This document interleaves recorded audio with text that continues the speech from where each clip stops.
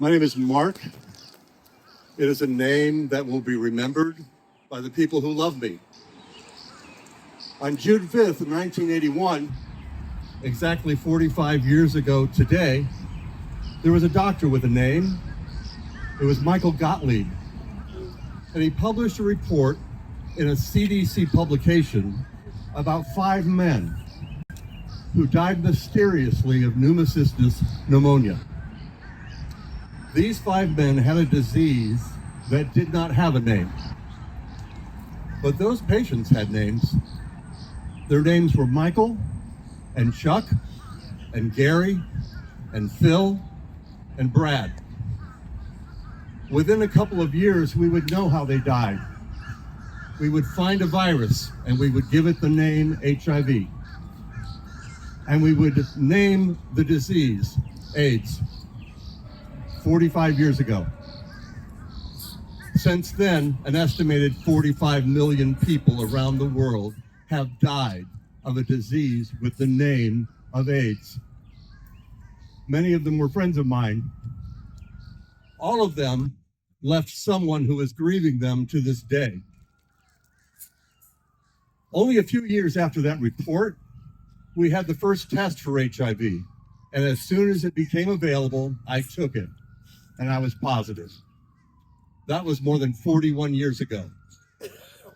Why I didn't die, why I am standing here 4 decades later, when so many others are not with me, is a question that I stopped asking a long time ago.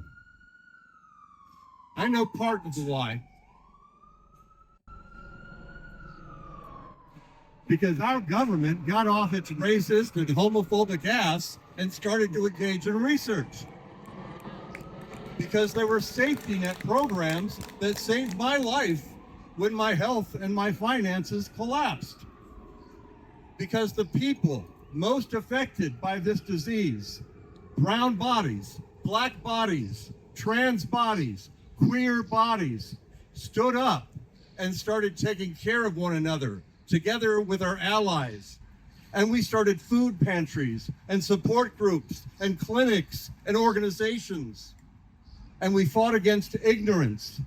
And we fought against the fear of who we were and the virus we carried. I say all this because what is going on right now in this country fills me with a familiar, creeping dread. Yes. The very safety net programs that help me stay alive are being slashed by billions of dollars.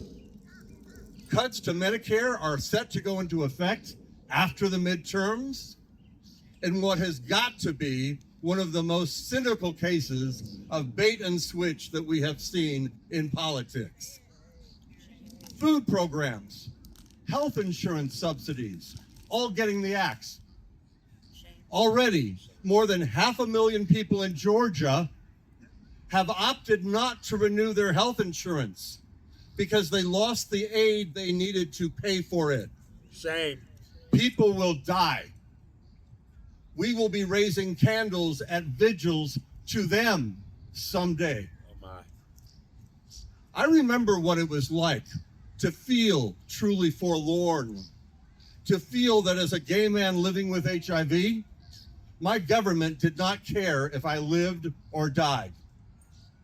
Well, now we're dealing with a regime that has bigger ambitions.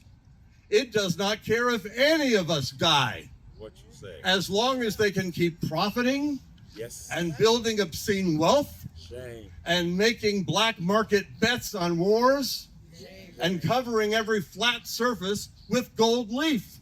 Shame. But here's the thing. I know the names of those people too, Yes. and so do you.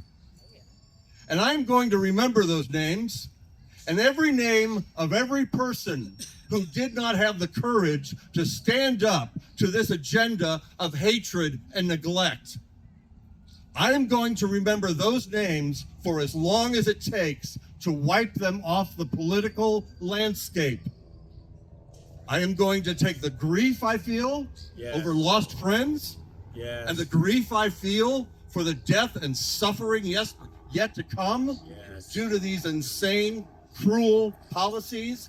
And I am transforming that grief into action. I say. I am taking my action to the polls. Yes.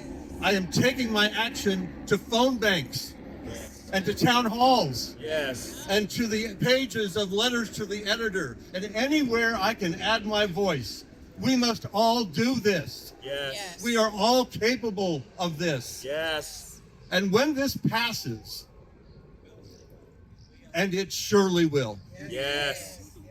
I will return to holding close the names of those I love and those I have lost. And the names of the people who brought this chaos on this country, well, history will render its verdict on their legacy.